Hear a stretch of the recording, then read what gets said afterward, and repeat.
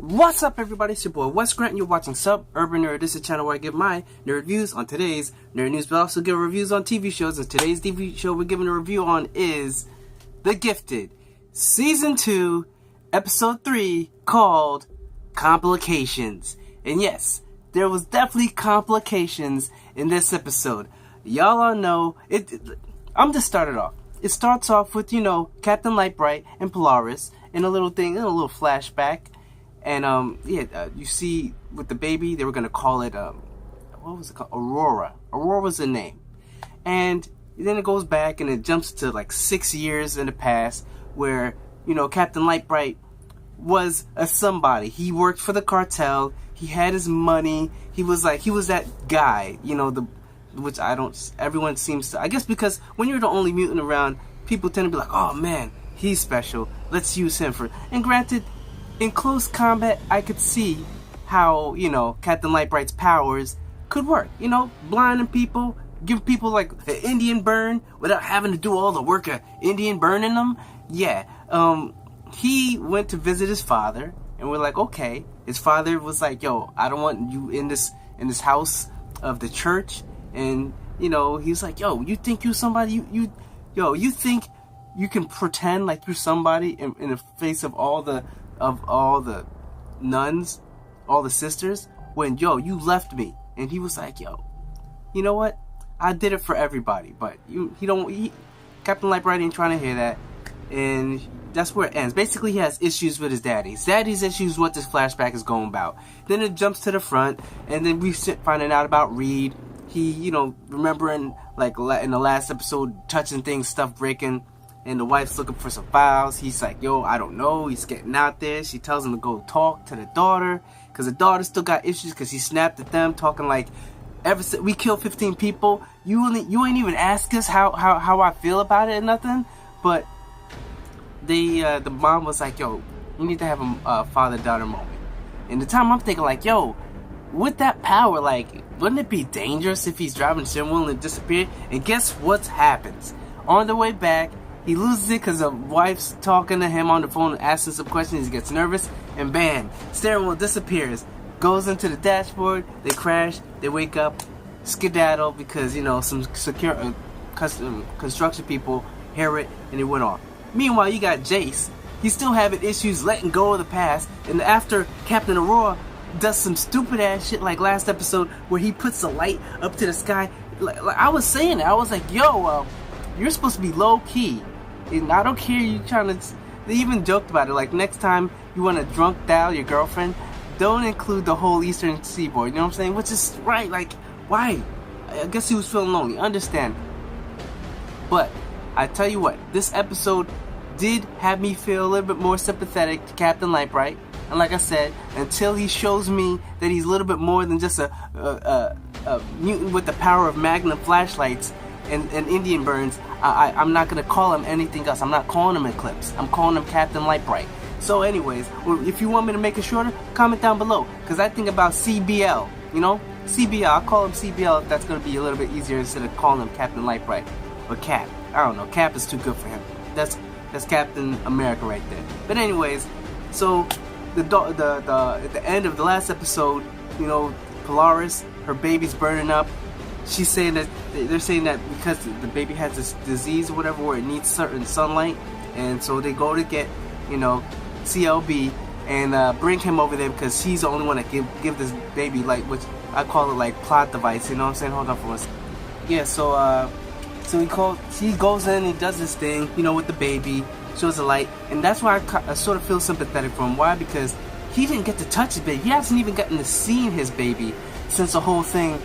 Since the whole thing went down where, Polaris went and left them. And I'm like, oh, damn, yeah, for real. Of course he's getting to hold his baby. He's missing it. He's touching it. And, and then it's going to get ripped away. And he's at some point, he's like, yo, I'll stay with you no matter what. And I'm like, yo, he'll do that, bro. They're saying, no, he won't. He will. He will. But Polaris is like, no, he won't be willing to do what. He worked for the cartel. And she was the one that was telling him, don't go back to the, whatever that Indian lady is, whatever, that had him under her finger, that, don't do that, but, so, I find it kind of weird because the dude's willing to, he'll turn on everybody for the baby. That's his baby, you know what I'm saying? You turned on them because you want something better. I'm sure as hell sure that he'd do this, but I guess she doesn't want to have him make that choice. She doesn't want to have him do the wrong thing, but I think it's just kind of complicated for whatever reason, you know, to keep them separated. But yeah, you got Andy still, you know, Reva's like, yo, I want you to be here because I want you to be able to stand up to them when you see them, because you can talk about you're on our side, but do you have to stand up against your friends that you've worked with and you stood by and fought battles with? That's when I know you're down for me. And he says yes, he's cool. So I kind of like that. Reeves like, yo, no, you got to be down for everything. You can't just be down for when you're ready for it, you know? And yeah, it's cool. Otherwise, on the other side, you've got Blink and Thunderbird or Proudstar, whatever his name is, like the Wolverine without the healing factor. I know he does have a heal factor. Wolverine without claw, because dude can smell, sense. He's super strong. After he can like yo, I'm stunned. They supposedly he's bulletproof or something like that too. Bullets don't penetrate him, or they do. They just they heals from it. I don't know what his deal is fully, but they go down in the sewers looking for this underground, and they find it. Thanks to Blink, and Blink, I think, agrees to be a spy, but I'm like, spy on them? Who's he? Is he spying on her group for them? Because she's a mutant like them, and I guess that was a deal in order to get the information of where the, you know, inner circle group is, which they didn't even give that much. They just told them where they were when, you know, the baby was giving birth and they were doing construction down in that area. So they're going to go to basically the last place that they were, not where they are now. I don't think they're still there. But regardless, the episode itself, I didn't mind. Very touching, that whole moment where like they were bringing him away, and then they try to make him more badass when the three sisters were trying to hold his mind, and he loved his kid so much and his girlfriend or wife so much that he broke out of it and straight up pushed one down, knocked the other one out the way, and gave that Indian burn right on her arm, right here. And then, you know, that's when Reeves had to step in like, sit down, shut up, and just straight up put him down for the count. Her power is pretty nice. I'm not going to front. But I just wonder the extent. Like, can she do that for, like, if she had an intercom, would that amplify her power? Or is this like a radius? Because the people that were in office when she killed the whole inner circle, they were just there right in front of her. And then each tried to do power. She just turned to them and did that. And, like, the other ones were stunned. It's like, you know, the whole thing where everyone just tries to go one at a time. But she took them all out. So I'm wondering, like, they say she's one of the strongest mutants after 715, but I'm like, really? Like, what's the radius of this thing? Like, if I'm like at the other end of the room and she's screaming, like, do I only hear it a little bit? If I'm like 50 feet away, does it not affect me? That's what I kind of want to know, you know what I'm saying? Because if her power doesn't go to that length, then everyone else could kind of take her out with some other stuff, unless, you know, a bullet can't hurt her. Her voice the sound waves will stop it. I don't know, but I like to see more. I'm more invested, and I do like this Reva. She is definitely seeming like a more badass chick that just don't give a f.